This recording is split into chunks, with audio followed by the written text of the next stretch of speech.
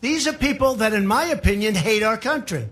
Now, you can say what you want, but get a list of all of the statements they've made. And all I'm saying that if they're not happy here, they can leave. They can leave. And you know what? I'm sure that there'll be many people that won't miss them. Ilhan Omar doesn't deserve committees. She absolutely does not deserve committees. She can represent radical Islam in the United States Congress. How many people think she's anti-Semitic? Let's show. How many people? Absolutely something wrong with these people, Mayor. There's a lot to unpack there. I'm sitting over here as a black man with 7 black sisters, and I'm furious. I'm furious, not just because of my sister's sake, but because of my sister's sake. And when I say sister, I want to expand that to all black women, especially those who are serving in this racist Congress, where we see what we know. As long as Gozar, as long as Marjorie Taylor are in Congress and have committee assignments, you cannot say that this is not targeting of black women.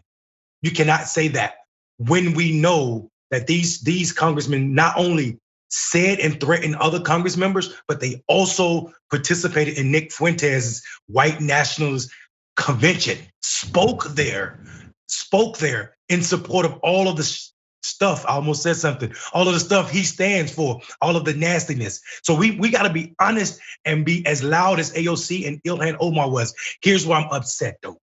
When it's you speaking up for yourself, it comes off as if you're selfish or you're standing alone.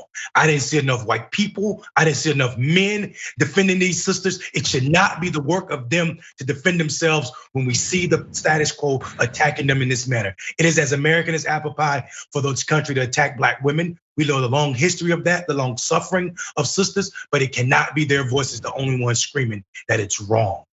Come on, Mayor, lay that out. I'm sitting up here like, yes, I'm ready to jump out my seat and run around the room. I have certainly, faced that, lots of abuse and criticism and find myself having to defend myself. You're right, where were the allies and where were the brothers to stand up and put these people in their place in solidarity?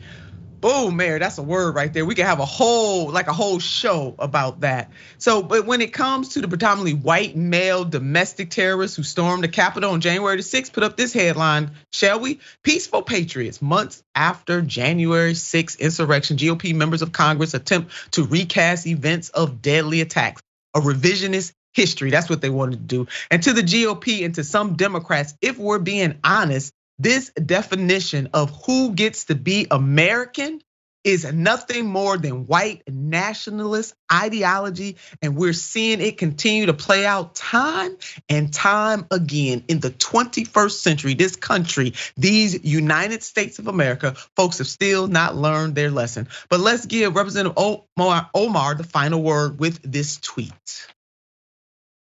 My critique of our foreign policy, Israel's policy toward Palestinians, or that of any foreign nation will not change.